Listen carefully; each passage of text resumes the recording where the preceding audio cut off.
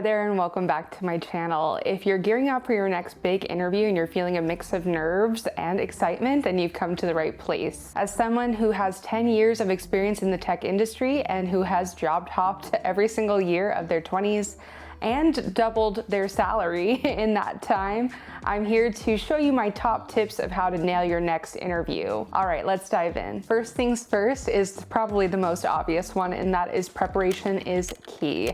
So preparation is your superpower in interviews. So go beyond just the About Us page on the website or the company homepage. Really dive into their mission, their values, and especially if they've had anything in the news that's been really positive lately, maybe they just had a round of funding, then be sure to mention that on the top of the interview. Just say, hey, congratulations on your Series C, that's amazing. Just shows that you're being really proactive and that you care about the company. Also, really understand and take a deep dive into the job description and make sure that it aligns with your experience and also what you're looking for. Be sure to talk about or highlight different stories that you can tell, so different projects that align with the job description. Be sure to pepper in those key words that you found in the job description. But I have to say this loud and clear, don't just spew out a bunch of jargon. It's very easy for especially a hiring manager to tell that you're just throwing in these keywords and you're just saying this jargon and you don't actually know what that is or the impact of what that work is. So you're not an ATS, you're not AI just speaking a resume, you're having a conversation. So just remember, I know that you hear a lot of things on the internet about how you need to be talking about these key phrases,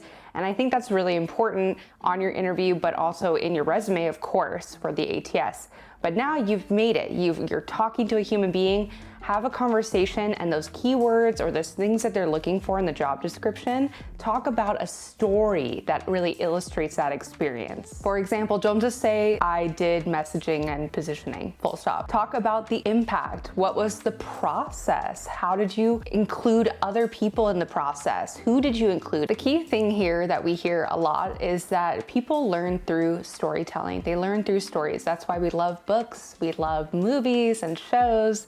It's because we're really drawn to that story, that hero's journey. And so if you can talk about your experience, align it to what they're looking for in the job description through storytelling, you're really proving, you're actually showing to the interviewer that you're not just writing on your LinkedIn passionate storyteller, you're actually demonstrating that you have the chops. Next is practice common interview questions. So no matter where you're interviewing, and honestly, no matter if you're interviewing for a product marketing role or something else, you're likely to get the typical, tell me about yourself, walk me through your resume, etc., etc. And so just being able to speak confidently and speak concisely about this is going to go a long way in showing that you're a really good candidate for the role. So be sure, again, not to just throw out random phrases or jargon.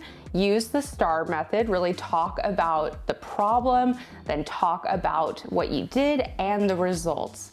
And I know sometimes it can get really hard when you're on an interview and you're thinking, oh, I have to remember the STAR method and I have to put it in this format, and I'm nervous and I don't know what they're asking me, and that's okay. Just remember the kind of the overall framework of a story, right? You start with the challenge, then you talk about what you did, and then you talk about the result. So as long as you can keep that in mind and write it down before your interview and practice it, you'll be golden. Next is to always prepare really thoughtful questions for either the recruiter on your first interview or the hiring manager especially. And this is so important because at the end of the day, this is a two-way street. You're also evaluating them on their culture, on the management style of your hiring manager, and etc.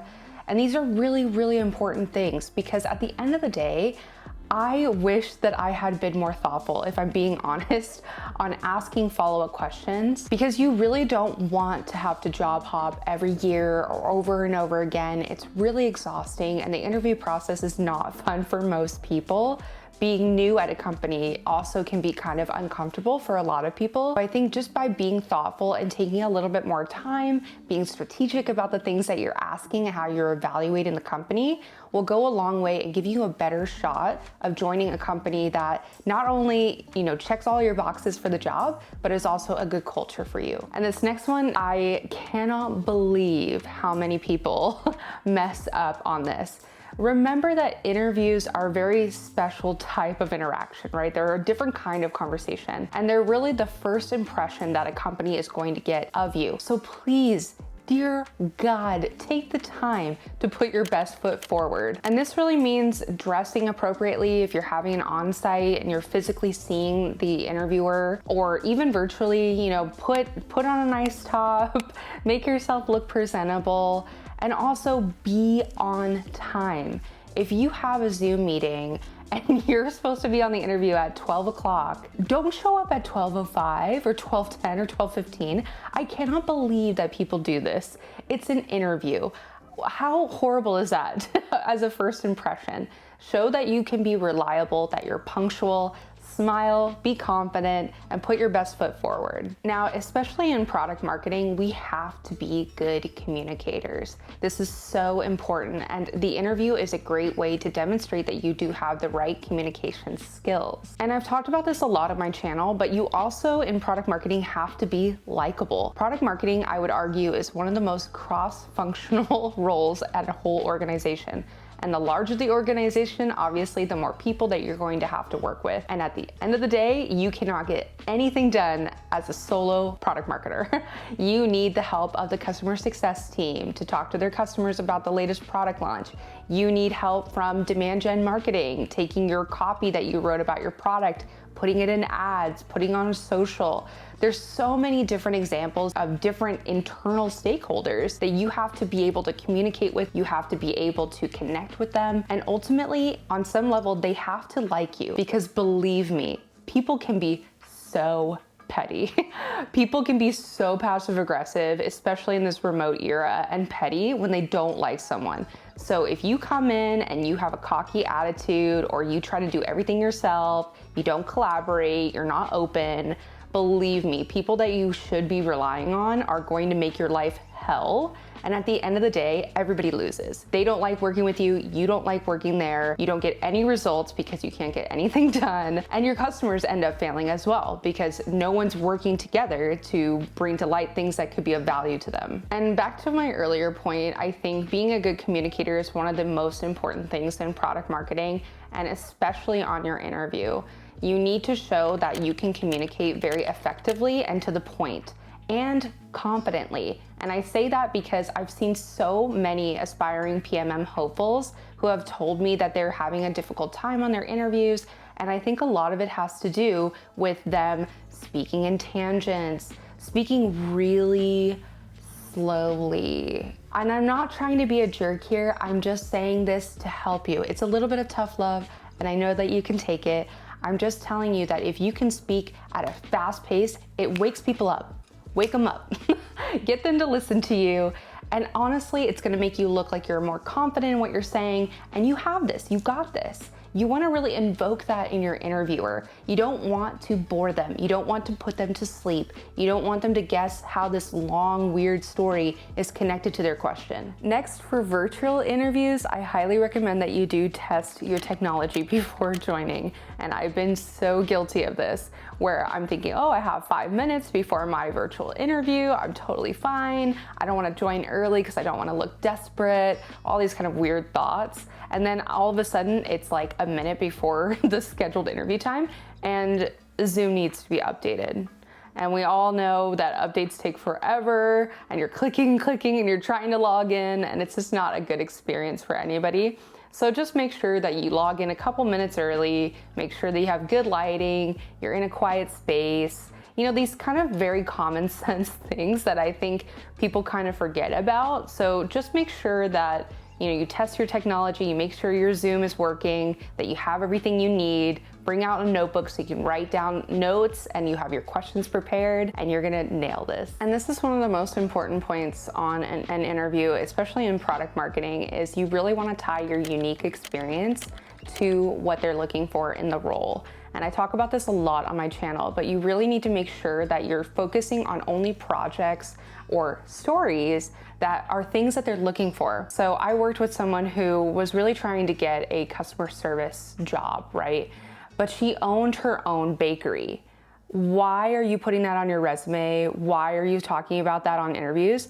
Like the companies want people that have customer service experience. Just make sure that you're being very strategic on the things that you do bring up in an interview. Usually you only have 30 minutes to make a great impression. So make sure that you're really refining your story. You've nailed how to position yourself, and you might need a coach for this just to make sure you know exactly how to talk about yourself. When they say, tell me a little bit about yourself or walk me through your resume, you know exactly how you've built on your experience and why you are a killer candidate for the role. Now let's talk about the questions that everybody dreads and hates on interviews. It's questions like, what is your biggest weakness, right? And I talk about this in another video on my channel, so I will link it above so you can check that out. But honestly, I try to be very strategic with this question. So I try to pick something like that is positive with another thing that's positive. So usually I say, you know, I have a bias towards execution, but I also struggle with kind of balancing that with proper buyer interviews and buyer research. So you can see how those are both really important things in product marketing, and the balance is important. And you can see how I'm talking about those like as it's a weakness, but these are also highlighting that these are strengths and things I'm aware of. And so then I would go on to give an example of how, you know, in a project I had to deliver a product launch really quickly,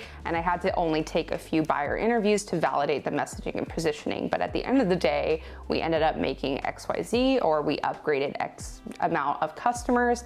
And so it ended up working out. But in the future, I'd like to have more validation, and I'd also like to include partners to validate my messaging. Just an example, I know that's super specific for product marketing, but you can see how you're actually showing, you know, you have an awareness of what product marketing work looks like. So you're taking two things that you know product marketers do and how it's hard to balance the two. You can also demonstrate a more simple example, like I had a really difficult time public speaking, or that was a weakness of mine, and I've raised my hand to be a public speaker at different conferences. I've taken Toastmasters classes or LinkedIn master classes, and so this just shows that you're being really proactive, and also it shows that you have self-awareness. And I think that's what you'll see all over the internet. Why people ask that question is really they want to see if you have that self-awareness and you know where your weaknesses are, and you also know where your strengths are, and you know how to improve. So I've talked about this also on another video on my channel, that I have done product launches that have literally made